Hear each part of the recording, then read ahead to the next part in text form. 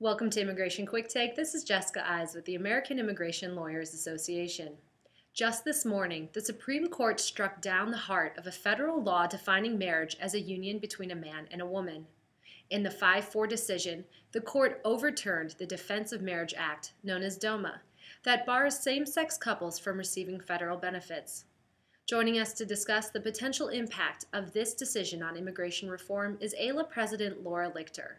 Laura, what does this landmark decision mean? This is, as you said, a landmark decision. It is something that is going to impact thousands of families. What it does is it takes the question of somebody's sexual orientation out of the equation when evaluating whether someone is married for immigration purposes. Marriage comes up in immigration in many different areas. It can be something as simple as whether somebody considering coming to the United States to study could bring their spouse, whether someone who's a multinational executive wants to relocate to the United States with their partner, or it could be something as significant as a U.S. citizen or resident wanting to sponsor their loved one.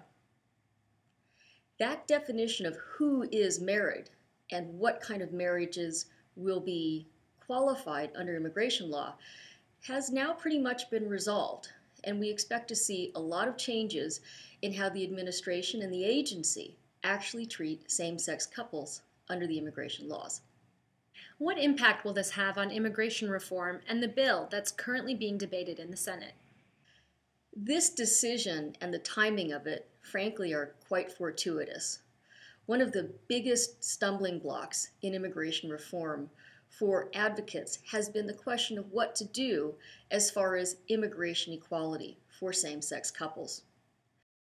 A proposal to define marriage to include same-sex partnerships, commonly known as UAFA, has been very controversial.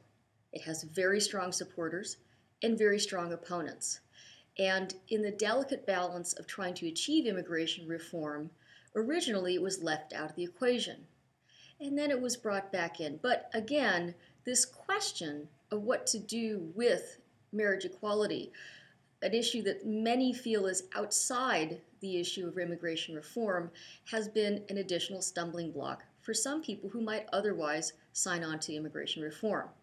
So all in all, the timing of this decision really is something that's quite good, because for advocates who think that immigration equality for same-sex couples is something that cannot be negotiated away and is not something for compromise, it really takes the pressure off of it. People will still have to be legally married in order to qualify for benefits under the immigration laws. The ruling striking down DOMA doesn't do anything to recognize same-sex partnerships that are not marriages, domestic partnerships, or civil unions under the immigration laws. Instead, it will require an actual legal marriage in a country or a state that recognizes same-sex marriages. Is there still some uncertainty? What's next?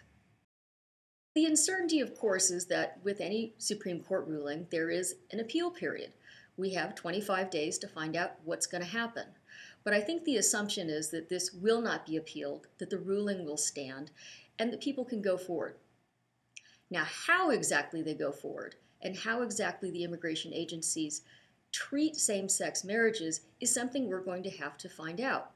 For example, it may be that for a same-sex couple, it's actually a little more difficult to prove that you have a bona fide or real marriage. For example, if you weren't able to have joint documents, or perhaps it wasn't safe or comfortable or something that that person simply as a matter of personal choice wanted to do in coming out publicly with their relationship, it might actually make it more difficult to prove to the immigration agency that that couple is legally married. It may actually even be dangerous for people who are trying to obtain immigration benefits who are currently outside the United States and might be living in a country which either is severely discriminatory or even finds that homosexual conduct is illegal. These are all issues that we're really going to have to parse through and find out how is best to handle them for our clients. Thank you, Laura, for joining us. For the rest of you, please stay tuned for more updates from the American Immigration Lawyers Association.